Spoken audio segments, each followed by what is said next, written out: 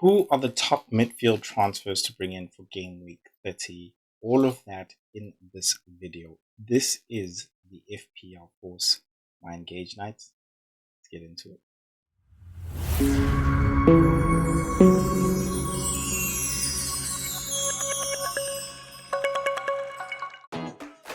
Now, if you're new to the channel and you're enjoying that piece of content, please hit that subscribe button. It really goes a long way in supporting me and growing the channel. Just for that, I decided to give you 50% off the FPL Force app. Just make sure that your YouTube is set public, and I have put instructions in the FPL Force's profile settings underneath the subscription tab, so you can make sure you see how to set your YouTube on public, and we can validate that as well, so you can get your 50%. Now, let's get back to the video. Now, I briefly want to start here for those of you who haven't seen the forward video, but this is a great table that I like, the XG stats table that just looks at the best attack and the best defensive teams. I like to more consider who's at the top 5 and the bottom 5, but that's just what I like to do. So at the same time, of course, it's good to just pay mind of like where people are in general when you're looking to bring in a specific player, and really helps you decide whether or not they're a good pick, considering maybe you want to take a punt.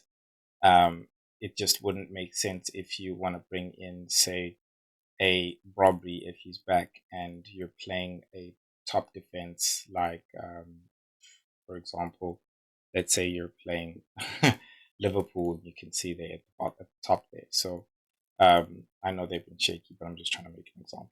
Nonetheless, in terms of attack, we've got Chelsea, Man United, Arsenal, Man City, as well as Liverpool there. Brentford just outside the top 5 at number 6. And in the bottom teams, we've got Burnley, West Ham, Wolves, Nottingham Forest, and then Sunderland. I believe 1, 2, 3, 5. Fulham is just on the outside there, which makes sense because they're always conceding, always. Nonetheless, let's keep that in mind when we're thinking about a midfielder that we would like to bring in. So let us head over to the midfield picks, and we're going to take a look at the player predicted points from the FPL Force app. Remember, you can wield the FPL Force using the link in the description below. In the description below. So we're looking at midfielders here. At the top, we do have Bruno Fernandes along with Palmer and Semenyo, which makes absolute sense considering the form that these players have been in as well. Semenyo showing there the blank game week, despite that he's still in the top 3. Dewsbury Hall also doing very well, coming in there at number 4, and rounding off with the top 5, we have Mbeumo just ahead of Mo Salah. Could that mean Mo Salah is a good option? Now, Wirtz is back. He has been back. I think he was on the bench for the FA Cup game. I think he did make an appearance.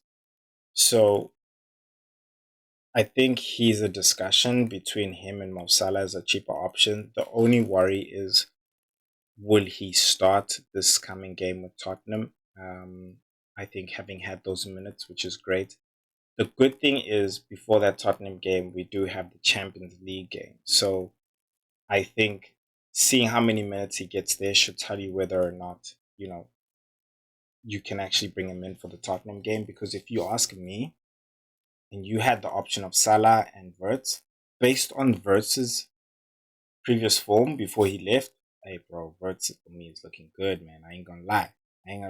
The FPL Force is speaking to me. Now, it could be the dark side, because the light side decision, the right decision, seems like it's Salah based more a little bit on minutes, in the sense of we know he's going to start. Also, he's got penalties, so that's a great thing. Yeah, and I think, fine, I know he can get substituted, but he most likely will get substituted after the 70th minute. Which for me as a manager, I'm like, look, dude, you had 70 minutes. If you ain't going to do it in 70 minutes, then it's fine. 20 minutes, it is what it is. It didn't happen. Yeah, and that's just how I feel. Anthony, going under the radar considering he's like getting back in form with Burnley, scoring, if not assisting, he's the man there as well with Fleming. So another guy who just goes under the radar there, Dango there as well. I think that could be a Kevin Schade if he had been playing and hadn't been injured. And I don't know, maybe I'm saying this for being frustrated, having picked Dango over Shada. Shada's just got better conversion, man. I say conversion because Dango Tara's numbers look good in terms of like attacking. Like he's getting the chances, but he's just not finishing them. So whereas Shada, when he gets a chance, bro, he finishes it. So yeah, man, I just feel like Shada's a better option, and I guess it depends on budget, because he is like 1 million cheaper. So that being said, we now know who are the top players there. Who has the FPL Force chosen for this game week's top transfers? At number 1, Tavernier, coming back from injury. He is playing Burnley. I think it is a good game week for you to actually bring him in. He himself as well has also been having a lot of chances which he couldn't put away and is on penalties.